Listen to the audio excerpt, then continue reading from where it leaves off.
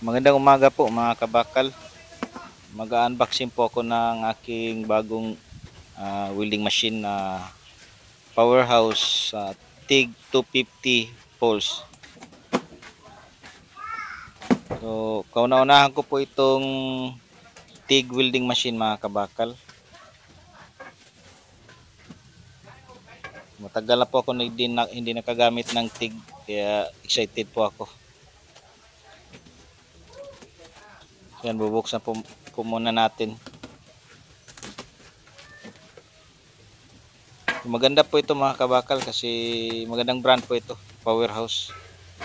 Kasi lahat po ng aking mga gamit Powerhouse po at nagtatagal po lahat. Wala pa pong nasirang welding machine sa akin na Powerhouse. Meron na po akong 5 welding machine.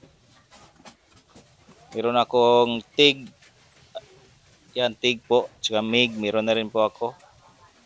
Tsaka MMA, meron din po ako. So yan po yung TIG torch mga kabakal. Yan po nakalagay sa bag na blue.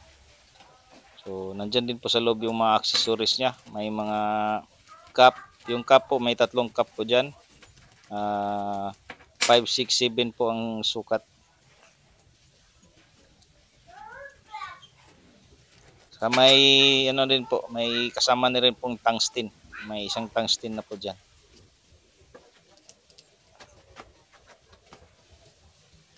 So kulang ko na lang po dyan mga kabakal ay ano na lang po, yung tangke pang argon. Hindi pa po ako nakabili. So unboxing muna natin ito. Hindi po muna natin ito matitesting.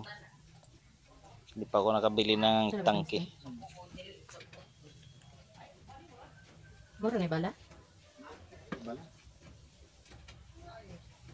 Yan, napakaganda po nito mga kabakal. Kasi pwede na tayo maghinang ng stainless sa mga terrace. Kung gusto magpagawa ng terrace na stainless yung gustong bakal ng may-ari, ganda na po yung ano natin. Saka madali na lang po. Sa stick, tagal po yun kasi mag-grind ka pa. Ito maganda na po yung kalalabasan. So yan po, may free na po siya na welding mask. Saka yan, may belt. Kung gusto mo lagyan ng belt yung welding machine, pwede po.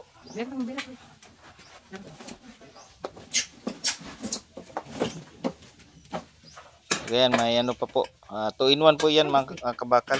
2-in-1 po na welding machine. Pwede po sa MMA, stick welding, saka pwede na sa TIG. Pwede na po magamit sa MMA yan, sa stick welding.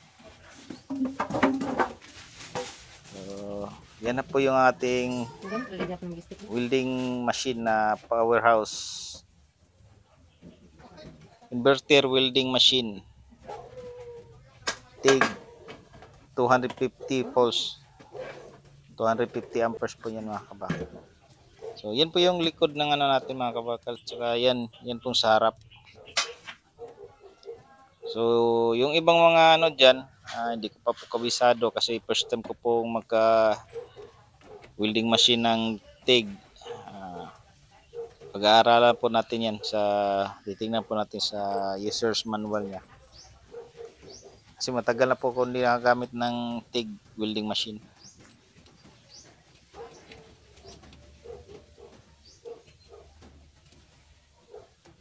Kung may tangke na lang, kung may tangke po ako mga kabakal, pwede na po nating gamitin yan. So hindi pa ako nakabili.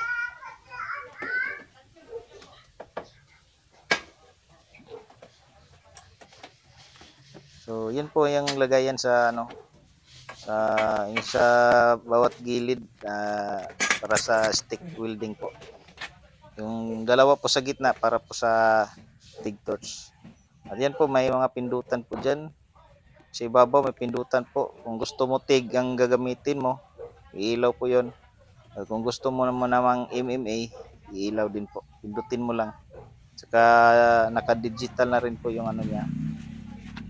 Yung ibang mga ano diyan, pindutan na pag-aralan pa po natin mga kabakal.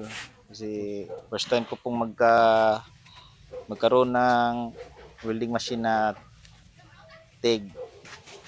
Yan po mga kabakal, napaganda po. Sobrang ganda po mga kabakal.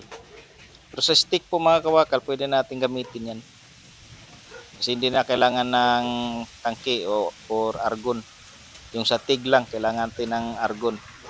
Kailangan natin ng tangke. So yan po yung ano mga kabakal. Napakaganda po mga kabakal at saka napakatibay po. Matibay po yung mga brand ng ano, Powerhouse. Lahat ng welding machine ko po ay gumagana pa lahat. Maraming salamat po sa panonood niyo mga kabakal.